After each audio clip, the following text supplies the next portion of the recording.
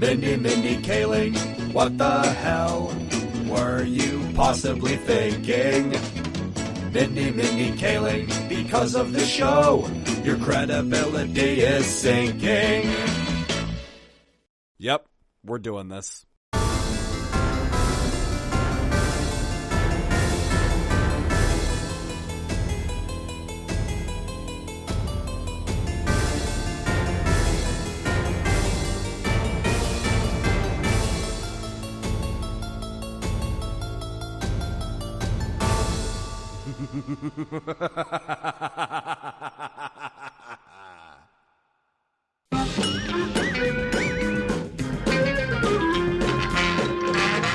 I love Scooby-Doo. It's one of the most popular cartoon franchises ever made. Its memorable main cast of characters have been loved and celebrated for decades, appearing in too many shows and films to name.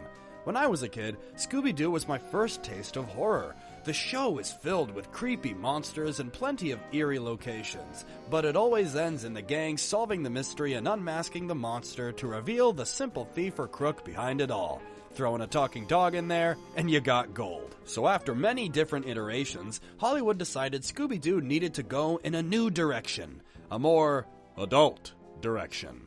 Which, okay, I guess I can kinda see that working out. For this iteration, maybe the Mystery Gang have grown up, and now they're taking on serious monstrous threats, or solving a real, gruesome mystery. Maybe they're a little jaded from years of fake monsters, only to go up against a legit monster they can't simply unmask, all while rediscovering the thrill of mystery solving as a friend group. Okay, well, maybe that was already done, but it can be done differently in the format of an animated show that isn't limited by a PG rating. This new show can really play up the horror aspect of Scooby-Doo, really make us scared for the Mystery Gang, really try to unsettle you with how it presents its monsters. So, HBO Max, what do you got? Fred's a rich white guy with a tiny dong. He did it. White girl with too much money. White girl with too much money. Ruh-roh. Yeah. Unless you've been living under a rock, you've no doubt heard of the steaming pile of poo-poo that is Velma, the show we ended up getting. A show that just feels like it wasn't made for anyone to enjoy. The show is just so mean-spirited to the point where it just leaves a bad taste in your mouth, with some of the most awful writing I've ever had to sit through. I pondered how I was going to talk about this show, and I decided to wait until all the episodes were released so I could get a full idea of how bad this show fucks up everything. And wow, there is a lot to cover. So, let's start with...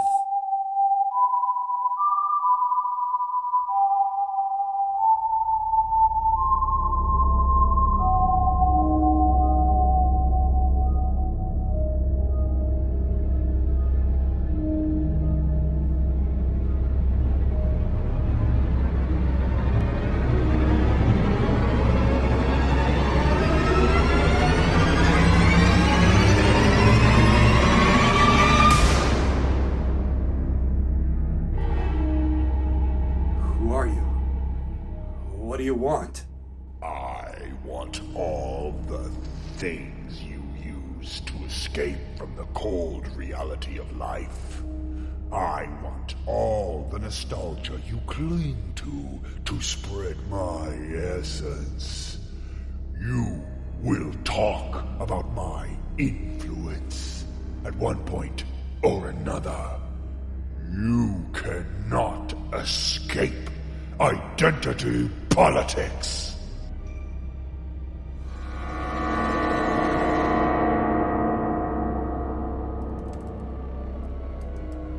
Pick it up. No, I swore I wouldn't let you interfere with my videos. Pick it up. I wanted to wait for a different occasion to do this, but I don't have a choice. Run as far as you want. Transform into any shape you can. It matters not. I am coming for you, Dill, and you will not escape me!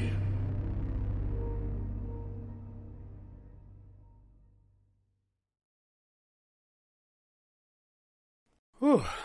Okay. I think I should be safe.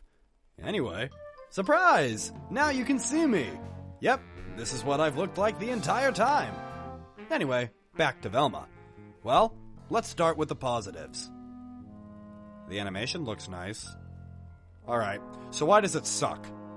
First off, when creating a Scooby-Doo related show, you gotta have a baller theme song. The first Scooby-Doo theme is one of the most iconic TV show intros ever, and almost every iteration of the show has had a bopping theme song. So what does Velma give us? Wow, that sucks. It's not even catchy. That alone is a perfect summary of how this show pales in comparison to what came before it. It's boring, unoriginal, and just lame. I know it's just a nitpick, but I couldn't get the thought out of my mind every time I started an episode of this Scooby Snack shit sandwich of a show. I really don't understand why they thought removing one of the most popular characters from the show was a solid idea, and why they let Velma be the central character. Like, did people really think we needed a Velma origin story?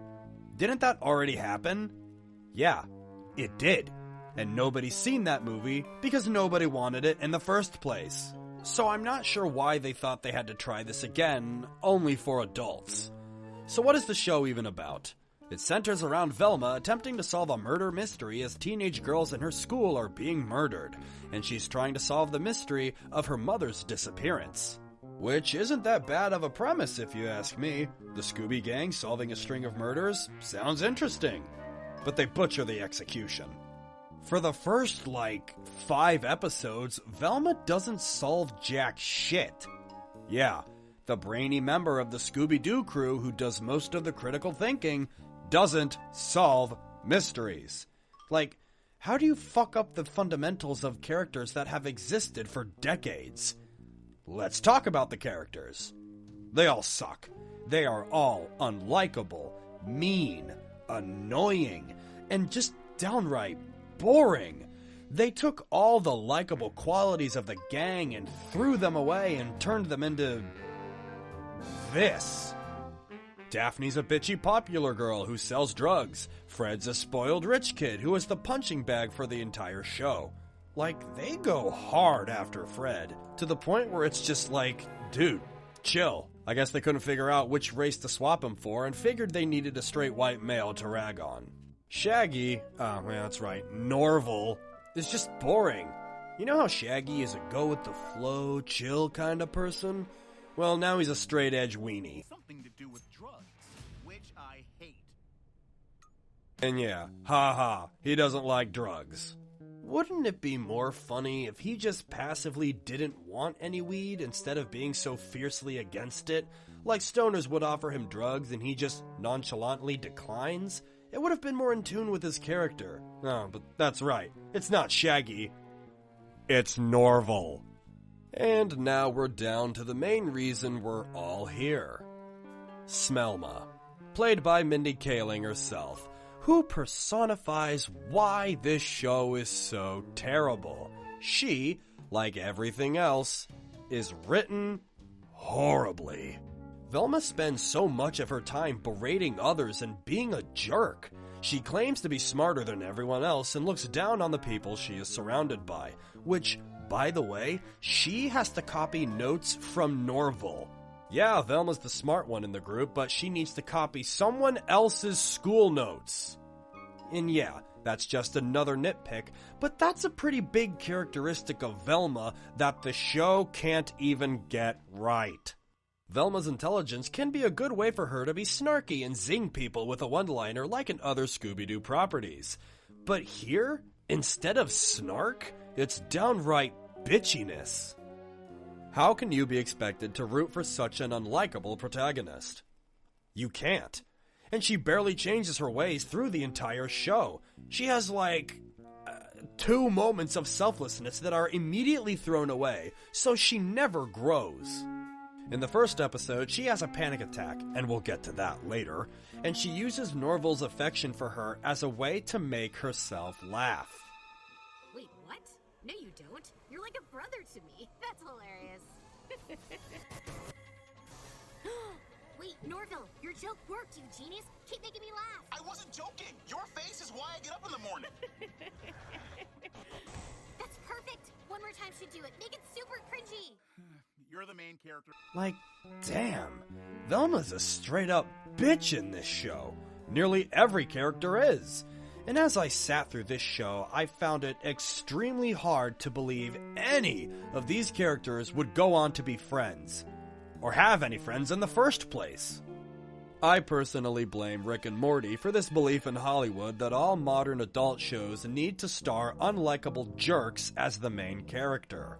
While Rick's nihilism was unique and could be funny, it quickly got old, and people started using his character as a reason to think being a douche was acceptable for protagonists. Like, okay, great, you think everything sucks and everyone's beneath you. Wow, I really want to spend more time with this character. And you can have a jerk be the main star of your show, but you have to have them be likable or relatable to some degree. They have to let their guard down and act with other human emotions, too. Thank God for Smiling Friends. It's a show for adults where the cast is well written and has a genuine friendly dynamic while also having adult-related humor. Velma should have taken notes from them, not Rick and Morty. The cast of characters in Velma are some of the worst written characters I've ever had to sit through. And that's even worse considering what potential they all had.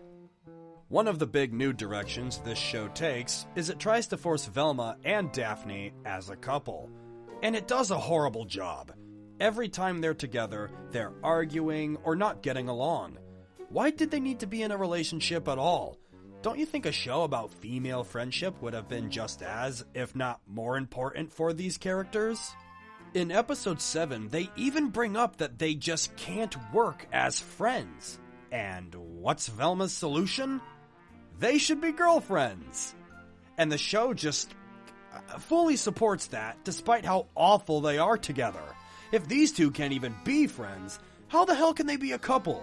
You have to at least be able to have a solid friendship first. Which they don't. They're always turning their backs on each other, they never seem to want to help each other, and they don't have any real moments of romance. It's so forced when they do. It's like the writer said, oh shit, we need an actual moment of romance. Let's just put this scene here and act like these two weren't just fighting a moment ago.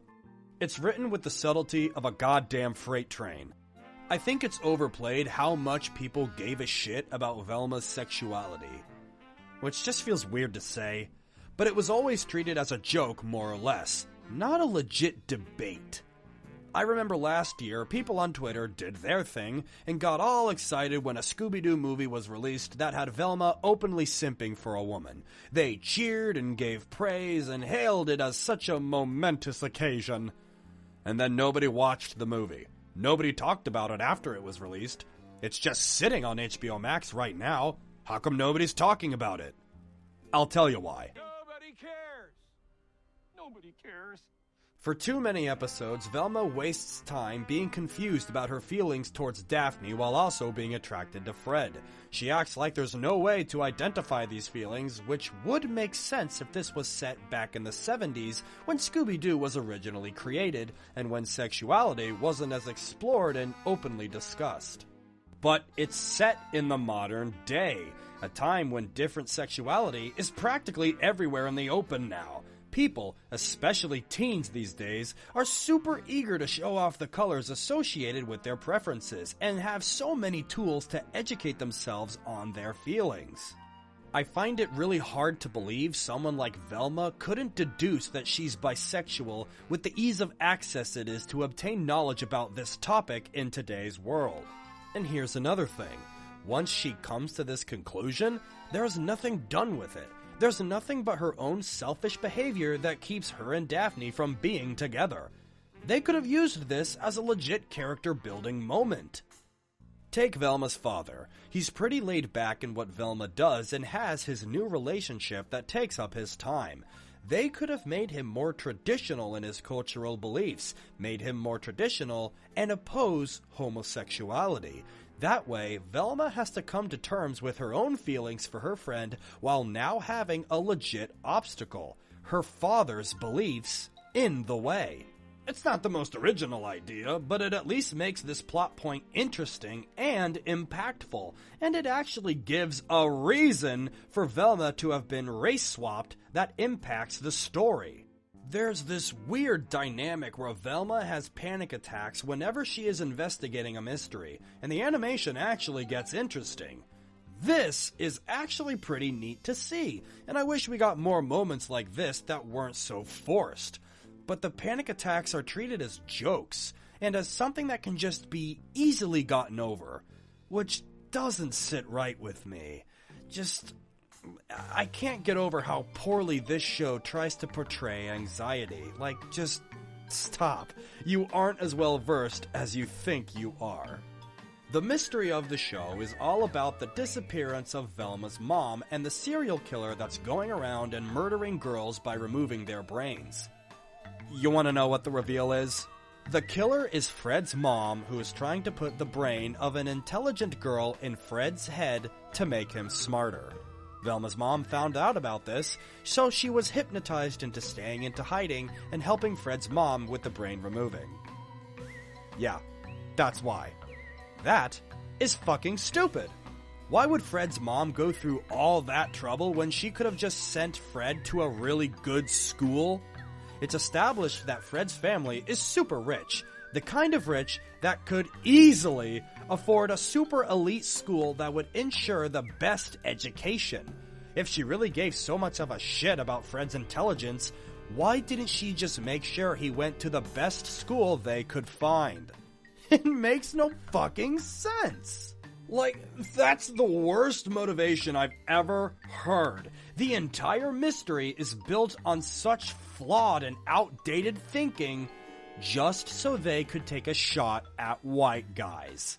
They wanted to make fun of white men so much to the point where the entire mystery holding up the show doesn't make sense. The writers wanted to shove their opinions down your throat more than they wanted to tell a cohesive story.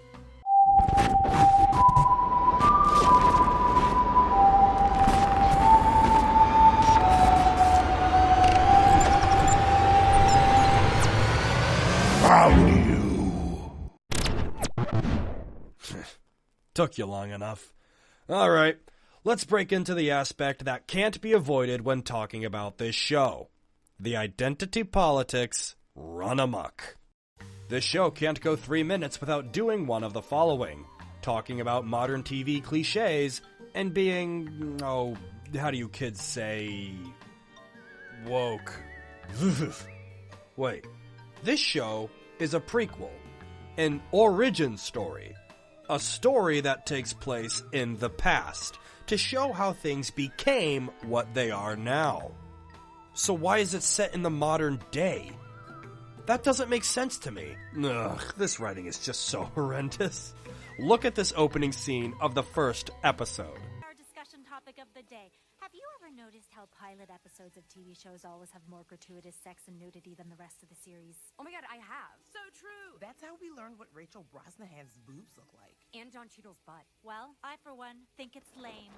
Agree. So lame. The lamest. Oh, I actually kind of love it. Sex sells, and in today's overcrowded market, you need a hook. The only hook a good show ever needs is good storytelling. Then why was your favorite part of the Riverdale pilot when Betty and Veronica kissed? Well, because I was instantly called out as tired in the scene. See how long this is played out? They keep overanalyzing the exact thing they're doing, which isn't funny. It's laziness under the weak guise of being self-referential. In my opinion, the moment could have played out a lot better had it gone like this. Have you ever noticed how pilot episodes of TV shows always have more gratuitous sex and nudity than the rest of the series? Agree. So lame. The lamest. Bam! It's a quick poke in the eye and the scene can move on. But no, it drags out the joke, making it unfunny. Might I also mention, all these girls are in high school, so underage. Let's talk about the, 7th elephant in the room with this show, the race swapping. Now, before I start on this topic, I'm going to make this as painfully clear as I can. There is nothing wrong with diversity and inclusion in media. I encourage it, and I love to see it. But I like to see it done organically and accurately. Something this show, and a lot of other forms of modern media, tend to fuck up. Nearly all of the gang have been race swapped for really no reason other than to match the cast of actors voicing them. Their changes in race have no bearing on the story aside from them making one-off jokes about their races. Why did this need to happen? I'm sure this was done by the show's creators as a way to score easy woke points on social media. But here's my question. Is this really inclusion? Changing a person's skin color just so you can check a diversity box is a disingenuous reason to change it. It's not because you want a new character people can relate to, it's so you can gain clout with people who spend way too much time on Twitter. It's shallow. Is this really what people of color want? Woke-washed, hand-me-down characters that were only changed just to pander? It turns out, no, it's not what they want. I've seen countless videos of people of all different kinds of backgrounds stating how much they hate this. Just look up Velma review on YouTube to see for yourself. If you really want to add more diversity to a show, adding new characters for the audience to get to know is the best way to go about it. And, to Velma's credit, they did. There's a character who doesn't come around until about midway through the season called Gigi, a popular girl from their school who becomes Norval's girlfriend. She is a new character, and we get time to get to know her. She's arguably the best character in the show. Not like that's saying much, but I found her the most tolerable. All she wants to do is treat Norval right and be his girlfriend, but Velma's selfishness constantly gets in the way. Norval, my guy, how can you have someone like this be into you, yet you still gravitate towards Velma? Like, just, bruh. It doesn't matter anyway. After a few episodes, the show just kind of forgets about her. While her character is wasted potential, that's how you should handle diversity in older properties that were dominantly white. Create a new character that isn't wearing the husk of a character that was changed for no other reason other than the writers can check a diversity box. This show was written by people who clearly cannot separate politics from entertainment. And that is the death knell to any piece of media made today. These writers are incapable of shoving their beliefs down your throat to the point where everyone is sick of it. Even people who enjoy wokeness have spoken out and said that this method of force-feeding diversity needs to stop, because all it does is piss everyone off. And when lackluster writing is rightfully criticized, what do the creators do? Call everyone racist. Yep, writers today don't want to hear your genuine response to their work. They'll just plug in their ears and yell all the ist words they can think up. Do they really think they're fighting for the soul of the nation here? Nobody put this burden on Velma's shoulders. Nobody said all these changes needed to be made. These were all choices made by the writers, and when your bad writing is not accepted by your audience, you can't just plug in your ears and cry racism. That's not the reason people hate this, and it's pathetic how they try to shut down valid criticism by playing the racism card. Why did this show even feel the need to challenge our modern culture today?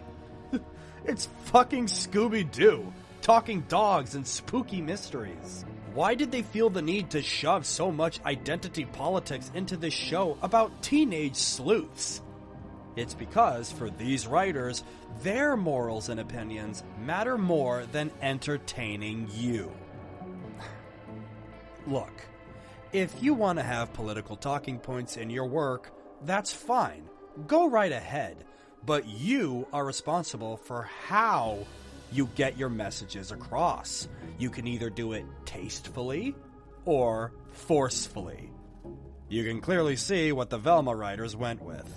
And when your poor handling of that message is not well received, you can't just shout racism. You have to look at your own work and accept that maybe you could have handled it better, and grow from it. But I don't really see that happening anytime soon. Until modern writers can accept that, we only have more garbage like Velma to look forward to. There's rumors that since everyone hate-watched this, it's getting a season 2. Unfortunately, all press is good press because it did get a lot of viewers. Regardless that everyone hate-watched this show to shit on it, they still watched it. And all streaming services want is eyes watching. They don't care about the quality so long as it gets views.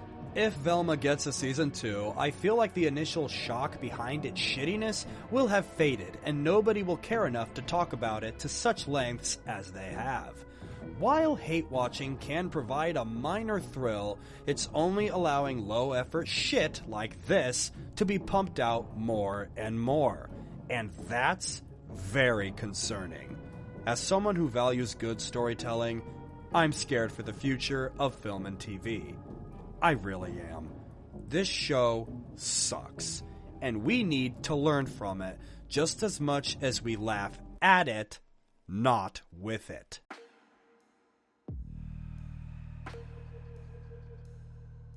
Well, what are you waiting for? Do your worst. You know, I never wanted to be seen as something to be feared, to be hated. But writers today mishandle my essence and have turned me into this. Maybe one day better writers and creatives can help you change back into something more engaging and not something to just shove down audiences' throats. Maybe. Well, see ya.